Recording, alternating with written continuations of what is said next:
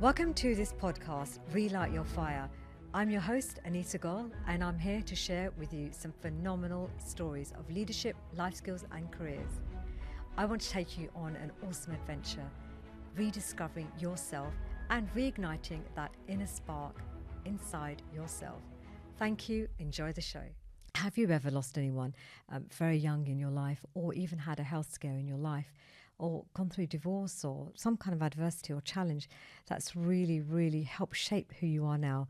Well, today on my show, I have a phenomenal guest. Her name is Elle Sena, and we're going to spend today learning more about how she has succeeded, overcome all the adversity, and learn about her life even more. So delighted to introduce her. She's a dynamic woman, hugely inspirational, and is a leader in health and social care with her business as an entrepreneur, and also mentoring many other people to come into business, especially women. Elle, you are leading the way in so many areas of your life, both in your philanthropy, with your family. You have 4 amazing children alongside an incredible husband, and you are really shining light and showing women the way to be in all areas of your life. So welcome to the show, Elle. Hi, Anita. It's such a pleasure and a delight to be here. It feels like I'm just sit in your front room and we can just do what we do. Absolutely. And we do, and we chat about all sorts of things. And It's been great to get to know you over the years. But Elle, share some of your life story. How did it all begin, and how did you get into this amazing sector where you're able to serve your communities and to be able to provide a great service to those elderly, older people in our country? I would say, like most people, it always seems like you sort of land in the care sector. Sometimes maybe by accident, but there are no accidents. Everything I now, as I have maybe for the past 10 or more years, I've been doing a personal journey, getting more deeper into understanding myself, my soul, and all sorts of things. And I've come to believe that nothing happens by accident. Mm-hmm. I've been through, like you said, adversity and things, but rewinding right back, I lost my father whilst I'm in my mum's belly. I'm so sorry about that. I guess I grieved him in my 30s. Ah. For the first time, a person that I never met, but I'd gone through life. Just, I don't know, replacing him, I guess. Anyway, a little bit of how I ended up here. So my father was the eldest son of many boys and one girl. When he passed on, his brother immediately after him was the one that culturally took over my mum as a wife and my siblings. Mm-hmm. And basically when I was born, then he automatically became my dad. And then he was due for a scholarship to come to the UK, and he moved when I was just a few months old. So growing up with my birth certificate up to now, it's got his name on it. I see. And subsequently, as things happen, you finish school, so what's going to happen next? The option of coming to the UK would be there because I've already had family there. My father figure to say, or my dad is already living in the UK. He had also started another family when he got here. He met someone for himself, and so a lot of issues growing up around that. Mm-hmm. He met somebody else, so he's my father, but I've got a father that's died. But as a child, you're just sort of navigating through life. And then there was always something that stood out everywhere that I went. It was almost like I was made to feel like a princess, and yet inside I didn't quite. I always felt like there's something missing in my life. Mm-hmm. My father was meant to have been one of the most amazing people that ever lived. Very tall, very handsome, very kind, and he served. Up to now, you go places and people still talk about him. He served his local people. He got on well with different, I'm talking in the 70s. Mm-hmm. Zimbabwe is a British colony. There's a lot of Caucasians. Mm-hmm. And he got on with, he in his job, I've got most of his school reports. You know, when parents say, I used to be number one or I used to be very good, I've got my dad's reports. I show them to my kids. That's incredible. And say, before you go for this interview, it's in your genetics. You're intelligent. If it's not me, my dad was. Up to now, there are elderly people in the villages that when they see me, they talk about the girl that he wanted. My father had 3 boys. After his second son, according to my mom and everybody, he always says, now it's going to be a girl. And he was convinced I was going to be a girl. But he never saw me. So that specialness, like I always felt like I'm this special person. But there was so much turmoil inside of me that I felt there was something very lacking within me. So until a certain age where I started to do work on myself, understanding conflict, started just understanding it within myself. Like, why is it I always feel conflicted? Fast forward, I went to really good schools. My mom, luckily, she had a good job, lived in a really good neighborhood. So I always felt a little bit less because then everybody else has got lots of money, big houses. Went to a school, again, my school had a lot of Caucasians and the race stuff. I started experiencing that at a very young age. It's so understanding that dynamic as well at a young age. But I think the fighter in me started then. I'm very good at sports, and at school, that was my escape. Sort of like I'm very competitive. So I would do sport. But one teacher once said to me, she should just do running and hurdles and things like that. But I was so passionate about swimming. But then I felt she was saying it from a racial point of view. And I became one of the best swimmers in my school. All of that, processing it as a child, it didn't really... I would just feel like life is unfair. I am less, I am less, I am less. But it was a conversation I kept giving myself, that I'm less. And then you went on to university here in the UK. When I got to the UK, a new dynamic emerged for me. I'm a young lady. And I'm with my father, the one that took over the family, as my father. And I've always been raised to refer to him as my father. He's got his family, he's got his own children, born and raised here, going to private schools. They speak very well. Again, I start that journey of feeling like I'm special. I feel connected. I've got a father in the home, that feeling that I've always wanted. But I'm less because I'm not really his, like this one and that one. And they speak differently when they have their friends around, because age group, we're not that much different. I speak with a weird accent is how I felt. They would always come up with really good compliments. Looking back, everybody always says, oh my God, your sister is so beautiful. And sometimes you'd say, but she's my cousin. And then I would be conflicted that are we sisters, are we cousins? But we are raised that this is our father. And but it was more within me, to be honest, I think, as I looked back. It's the narrative and the thoughts we see with our mind and this is what I later learned after the depression, basically, and started to really dig deep into me, rather than what's happened to me. Fast forwarding, got pregnant at uni.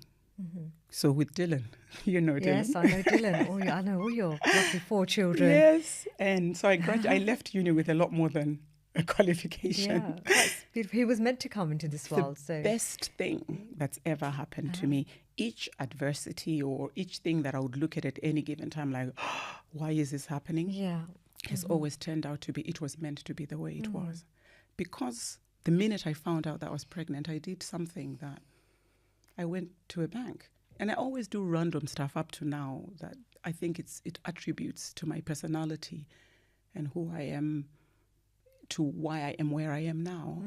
Some of it I could never make sense where it comes from, even for myself. But maybe because as I've done more work, I feel I've always been guided. I've never been alone. And there's certain things that I would thrive for and push for. And it's always, I feel more comfortable. The greater it is, the more I'm comfortable with it. The more lax it is, then I'm comfortable with it. The more grand it is, then I'm comfortable with it. I'm staying in student residence that City University had arranged for us.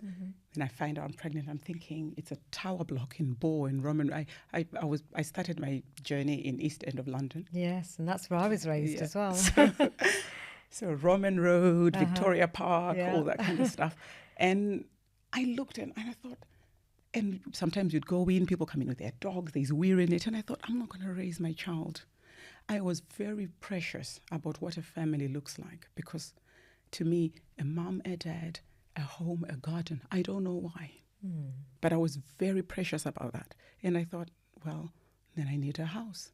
So I had my first house at the age of 22. It's still there. That's great. So I'm in the UK and I'm new, and I've got a Yeah. property, and it's because of that child. With that, I'm pushing for jobs. As soon as I qualify and I got my first job, then I'm doing the job and also continuing at university. How did I end up in care? Not because I say to myself, I want to become a nurse. I've always, like I said, thought bigger. Not that I look down on my profession. I love it. It's feeding me. It's everything that I am today. But in my head, I just wanted to be more. Like, it's with everything, like I said. If I look at a car, which one is it? Which one's better? So if I look at a profession, then apart from growing up in Africa where you're either a lawyer or a doctor, and then I'll be like, if I'm going to be in a hospital, then maybe I should be a doctor. That's the highest. What else can I be? I should be a surgeon or whatever, you know? But I just knew that it's not just nursing I want to do. But my family goes, well, it is at the time where I think it was Tony Blair, he was trying to get as many nurses from different places. It was easier. So UCAS, you'd put in your results and things. I just, and they placed me. That's what was offered to me. And I just took it. I started off in general nursing. And after maybe a month of it, I knew that this is not me. And just the cutting of I got lightheaded, cutting and opening, they're operating, and it was a kidney transplant. I could tell you up to now anything you need to know about kidneys. I understood, I was a good student, but I just couldn't, I knew there and then that I really cannot deal with a lot of blood. And there was, if you wanted to do mental health, to swap over, there was just a few spaces, or if you wanted to do pediatrics, children. And I thought, I don't know, with kids, it's still, there's blood and there could be, and I don't know if I can do this. So my only route is probably mental health. Again, there's no accidents. Yes. That's a great route to take, though, especially nowadays. Yeah. So I applied to swap over. There was only maybe 3 spaces. There was 22 people that wanted to switch over. So you needed to write a statement. Why? And then you'd be interviewed by the deans that were the mental health. And then they would put, after I think a week, in the pigeonhole, who's made it. So that was the first win. I went and I hunted down the head of the students who was already in the mental health branch. And I sat with him and I asked him a lot of questions. What is it that I need to make it into, I want to switch over. There's 22 people, the spaces are 3. I want to make it. What do I need to do? And then he said, well, why do you want to swap? And I said, I want to be a nurse, but also I just want to understand the brain maybe. And I think I'm better at talking than I am at like wounds and stuff. And then he goes, yeah, you're going to need to say a little bit more than that. Just go and think why you really want to, but along these lines. And he gave me a few bulleting points. And this is really useful, actually. So if you're looking for a career, or if you're looking for guidance in even your own leadership journey, what more can you do extra that will kind of, you'll have that competitive edge. So when you go for that job or whatever application for even university, this is really vital that you get that, you find the formula, you work it out, what it is that you need to have that opportunity to succeed, as you did. And but at the time, I didn't even notice. I'm probably not going to make it. It's 22 people, but I would still go for it anyway. Now I intentionally do it. When I was interviewed, all the things I had prepared, I did not really use them. Similar to probably today. I had a few things I was going to say at the beginning. I'm already off everything I had prepared in my head. And that's fine. Honestly speaking. I went and I checked. I was one of the 3 people that made it out of 22. It also underlying gave me this thing that you can go for anything, no matter how big it is, but without realizing it. It's a little win that I got. And how did you progress from there to starting your own business. Chislehurst Healthcare is growing and growing, and you have become a successful entrepreneur with many amazing awards that you have won over the last few years, and also your speaking opportunities that you've had. You're also mentoring 5 startup businesses at the moment, women-led. Share a bit about from all the challenges you've had in your life and being tested in a way, how did you arrive at that decision that, hey, I'm going to go on my own now? It was very early on. It was, so with Dylan, the eldest son, it's all very rooted to my children, I think. I did want to stay in a block of flats, so I went and I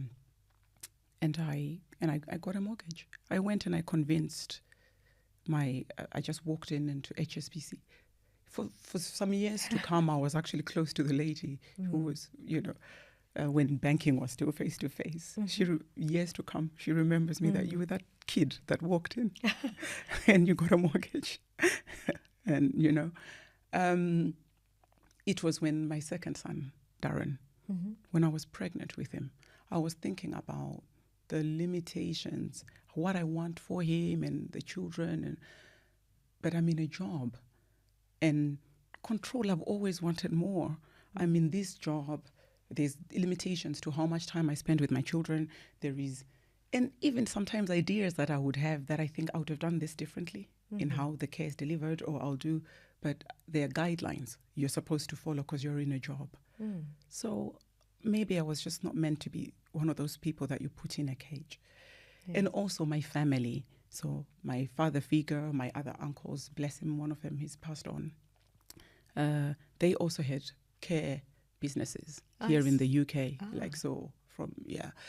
And I remember when I was a student, I would go with a few of my friends or myself on part-time and do part-time work. One day he actually said to me, Ellen was here for 5 hours and then she's gone back to university. And then we have been receiving emails and letters through the post from the NHS and places like that. What did she do? And I said, I just looked through the diary that you're concentrating on care homes and all of that. But does the NHS not need? And without even realizing that. So there is some kind of element of just probably business acumen that was in there. Some of the stuff, because I'd stayed at university, I didn't just do the nursing. I stayed to do more marketing. Marketing and business. So I think there was an element of just, knowing one or two things. After my son, I think it started to hit harder, my second son, and I didn't want to. So I opened. It was midnight because I went on the internet and I typed in, after I'd given him his feed, maybe midnight or something. Everyone's sleeping. And then I typed in how to form your own company. And then I registered. And then it says Brighton Company Formations. And then I registered it. And then the next morning I called my eldest brother. And I said, I've registered a company. It's a care company. I don't know what we're going to do. But I'm still now thinking of a name. And I'm going to start drawing the logo and what it will be. And just like that, I opened my very first company. That is brave to do that. Just, like they say, execution, do it, take the action and make it happen, your idea. It sounds simple like that, I think, but I don't think it You simplified was. it, Elle. I did probably now because I've done a lot of going back. So it's simpler when I'm saying it to you now. But all of this stuff, I'm just saying this so it's at least authentic and people know that it's not as simple as I'm saying it. Because I've had to do a lot of going back. Also now to propel, I need to remember were things that I looked at the time and looked at it, they were difficult or they were challenging, even when they were actual wins. Now I bank on my wins and look at the things that look like they were a challenge and actually they were a win. I still had to work. I still needed, I had a mortgage. I've got a second child. Because I like nice things, I had a Jaguar, I think, I remember some of our neighbors going, we were two young, my ex-husband, were two very young, newly graduates, driving all these cars. And I remember saying to him, I want a Jaguar. And we went and we got our first Jaguar. I calculated, I said, my salary and yours after we've done our mortgage and all this, we can afford a nice car. And I remember the cream and the leather seats, you know, and I drive to my night shift sometimes in them. Yeah, and, I love that. And I liked it. And then after I had the second child, I'm like, but now I want a 4x4 because I've got a double buggy. Good. And it's so good to see that you're very open about saying, do you know what? I like nice things. I've always And done. I want to have the best. And I'm going to work really hard to ensure that I can give myself, my family, the lifestyle that I desire. Yes. That's really important. I've always had. However, I've always also had to deal with that conflict. But society in the last 10 years, like I said, when I really began the proper, deeper journey, that I started really dropping what others. Now, I am very comfortable with what I like and who I am, because nobody knows what it is to be me or what I've gone through to be me. Yes. And even if they do, it's just so specific to me. And I respect each individual equally the same. What they like, what they do. If it's not for me, I don't invite it in my arena. I went through things to a certain point after I started the work. And one of the biggest things that I decided to start doing was I will walk in anywhere and assume everybody in that place loves me. That's a really good idea. Always. Up to now, I use that. Like I'm going to try that. Everywhere that I walk in, until I've got a reason to think that they don't. And I don't deal with hints. You're not going to give me hints that you don't like me. I will assume until you tell me, oh, I really don't like you. Then I'll be like, to be fair. I don't think will happen very often, Elle, for you. But if someone comes and tells me, then I'll be like, to be fair, I can't be liked by everyone. Who am I? Even Jesus or Mother Teresa had people that didn't like them. But it's a good way to, like you say, you and I both go to so many events, especially around philanthropy and charity and everything. And also within our own sector, within the social care sector, with all the awards events and everything else that's going on. Yeah. And if you walk in that way, you'll have a far more positive experience, not only with the whole environment, but with other people, with yourself, and you go away, you feel light. And you're not walking in with a heavy heart. Yes. And it's that some people might confuse this with, I want people to like me, or I don't feel the need to be liked. I love myself so much. Because I do believe that's what I can give. But I feel the amount that I love myself, after all the work that I've done, there's still more to be done. I still feel fearful. I still feel, even coming here, I'll be honest with you, I'll feel that. But I remind myself, every morning I do showers, and I apologize to that little girl that was so conflicted and confused. Fast forward until my 30s, that I started to really work hard on me. For those 30 years that I put poor little Elle in torment. That's a good way to look at every morning life. I do. Today I did it. I said, Elle, today I'm showing up for you. When we go and speak to Anita, tell her what you like, and tell her that I'm sorry for the times I didn't believe in you, for the times, and actually you were never really alone. I'm going to try this. I'm still not alone. Elle, I'm going to try this. This is good. Today you're going to be the best version of you. You're going to be a good mom to the best of your ability. You're going to be a good CEO. You're going to be a good neighbor. You're going to sit next to someone on the train. You're going to be the best person they sit next to. And that's how I live my life. And sometimes I get it wrong. I may do this, and then 2 minutes later I am yelling at my kids. I'm going to have to say this because they may tell you. So, when she said that, what time does she hug herself? Because I swear she came out of the shower and she did yell. But that's real. And thank you for sharing that, Elle. I think that's what, your authenticity is, hugely valuable here in this space, so that we can have these great conversations.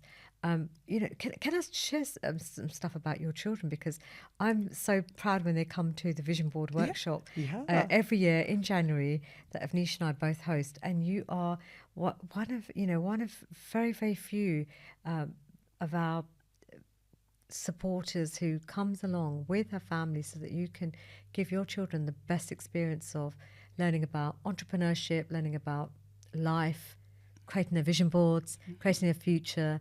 And things really happening for them. They're making things happen because of that one day experience that you bring them to, and of course your parenting along with your amazing husband.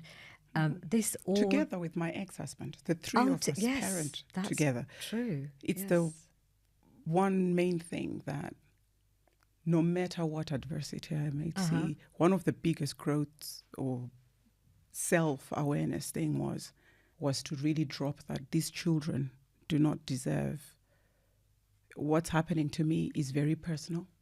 It's got nothing to do with them. And I remember constantly, because it was one of the darkest times of my life, I think, growing up and always wanting that father, the reasons of why you want things. I want a family that's a mom, a dad, and the children, a home.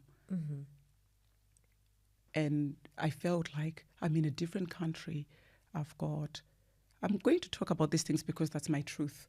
I'm like, oh my God, at this point, I've got 3 children. I've got 2 black young boys that are now, with a single mother, and I'm bringing up a little girl. The statistics, I work in mental health, and all of this, that was the hardest thing that I've ever, it was more about the children. And that's when the depression hit really hard.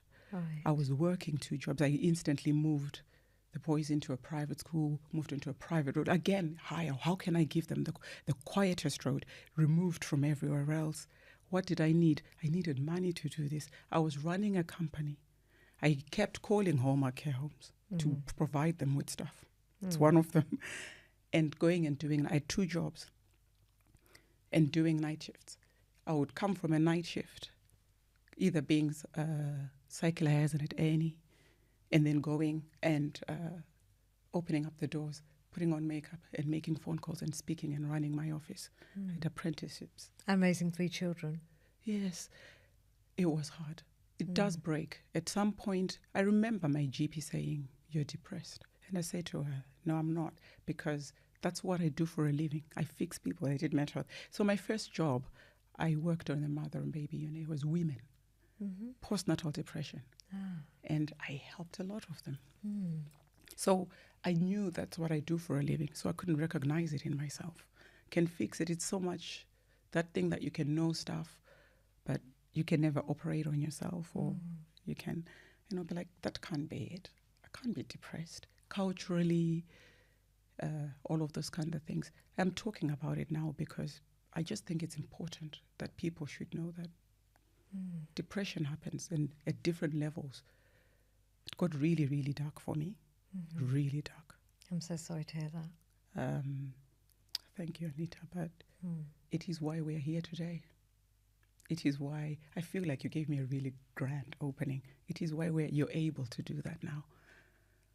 An elastic band sometimes is stretched. The more you stretch it, then it'll spring back with more momentum. So I was stretched, and then I came back with more momentum. But guess what? It wasn't even enough, because then later on is when the leg thing happened. Yeah, I mean, that must have been that's not a nice scare to have, especially when you've just had your baby. You've got Hans now, your youngest child, and he's very active, and he's so young, and you've got so much going on, and the last thing you need is a health scare. Yeah, but all of these things have given birth to something, all of them. So getting pregnant, not planned, and all of this, then ending up in a marriage, which is why it was meant to just do that, to lead me to the most beautiful 3 children that I got from my ex-husband. I did grow up. There are times, where I would say all sorts of things about him to myself and to other people. But very quickly, that stopped. I really looked back. Good. And some people would say to me, "Is it because it's a different man now, you're in a happy relationship?" And I said, no, I'm the one that changed. It was never. Sometimes I actually feel sorry because I hadn't done any work on myself.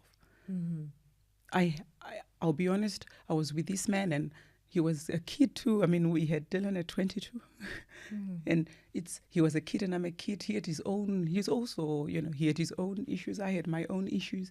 We were really trying to navigate life. And then I look back at the person he was married to. As much as I'm zealous and excited and I want things and I'm a go-getter and all this, I was also all these things from the childhood whether you call them daddy issues or whatever. Why did I never get to see my dad? Or whatever, the self-pity. I didn't really fit in at school. Was that racial? What about this? Am I really a cousin or a sister? Am I less? And all he was with me during that time. And he got to also experience this kind of human, which Thomas, he got to experience his own stuff, but not nearly half as much. So it's never really, for me personally, about the other person. And maybe that's why it was easier for me to also then be able, we can share and concentrate on our children, and I remove myself from the equation. That's really smart to do that. Looking at myself and what was my part in it? What was my part in that marriage? I love this, what you're saying here, because often what happens is parents can start to use children as weapons against the other. I can only say thank you've been God enlightened. That bit quick enough or early part in it all. That bit I got. That's good. And your children get to experience their father, which is what you always wanted. They understand that they've got 3 parents. Yeah. So we are known at the schools. I mean, they're all finishing now. We would have 3 at parents' evening. We would have 3 chairs for the parents, and then we would all discuss. We still, up to now, we discuss the children together, all of them. This weekend we had a meeting. We have the 3 of us, me, Thomas, and Kevin. We sit, we discuss our children one by one. What do we think this one needs? What support does that one need? What do we need to do? Then we speak, and they're aware. Yes. And the children don't feel, they feel, and they call Thomas dad. They call their father dad, father. And it's they get 3 times the love. Love is love. And that's going against the grain. For me, if you do what's the norm, what would people say? I remember the first time one of my friends said to me, but your children are calling Thomas dad. How does their father feel?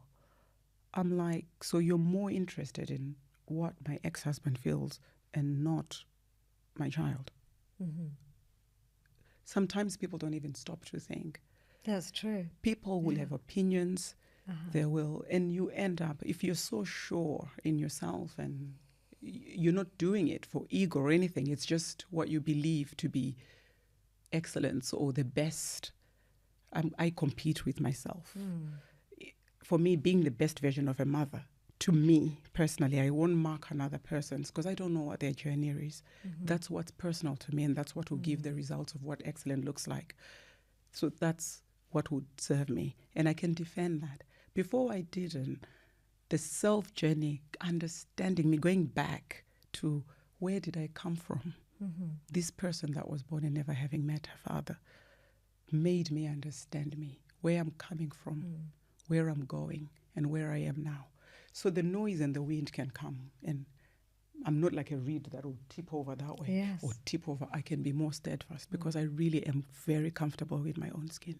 And you can say these are the gifts of life that have been offered to you, and you've embraced them, and you've grown from that through your personal development journey. Not sometimes following what everybody else does looks right, but it's not. It's okay to sometimes just do what. It's the intention of where it's coming from. I do listen to a lot of stuff. I attend anything that I feel will stretch me and grow me psychologically. So who are your best people that you follow at the moment? If there was any tips of advice that you could give to our listeners about personal development, mental health, how do you grow yourself in those areas? And I listen to something every day to start my day. Their routines. I would rewind to you were asking how is Chislehurst Healthcare and leading and mentoring others. It all came from, to be successful is what I listened to people that have already are. You need to hang around people that are like that. That's why I was always at your vision board, because I think you're successful. And I would want to be in places. I've invested in the last 10 years in going into places. It's not cheap. I've paid my way. I'll be honest. So it's an investment in myself. To achieve that excellence, you need to invest in it. You just have to think how. They say proximity is power. Yes. So I will make sure that if I want, okay, where is it? I know my biggest purpose is I want to give as much. I'm a citizen of the world, to Africa. In the UK where I live and I call home is where I got clean water and a roof over my head. I'm grateful for that. I want to give back in the UK.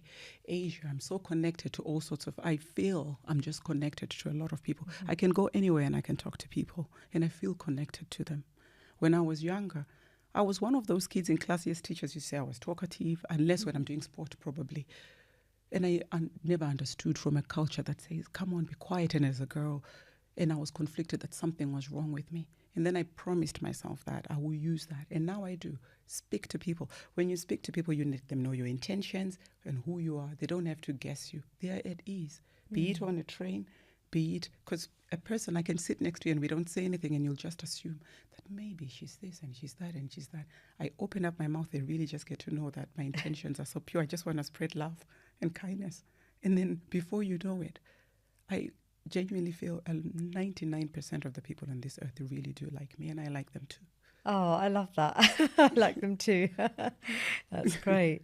Oh, this has been really great, just learning about more and more about you and who you really are, and your authenticity like completely came through today, and I've really enjoyed that. It's been such a great conversation with you. And I wish you all the very best, because you've got so much coming up. And finally, could we just share what's next for you? It's restructuring how I do philanthropy and balancing out that with business and serving what drives me. I notice I can't have one without the other. So I'm in the process of really just trying to streamline that with guidance and how I give back, rather than whereas before I just go for it. And now I'm getting more structures into how, and probably our next conversation will be like, so how did it go in formulating how I give back and balance out that with business. Without business and the income coming in, you can't give from empty pockets. It's finding that balance properly. That's where I'm at right now. That's really great. And I wish you all the very best in your philanthropy and your giving, and also your hugely successful business, Chislehurst Healthcare, which is, domiciliary care that you offer to the community around you. And you offer not only a great care service, but also a luxurious care service. Yes. So if anybody wants to check you out, they can check you out on LinkedIn and find out more.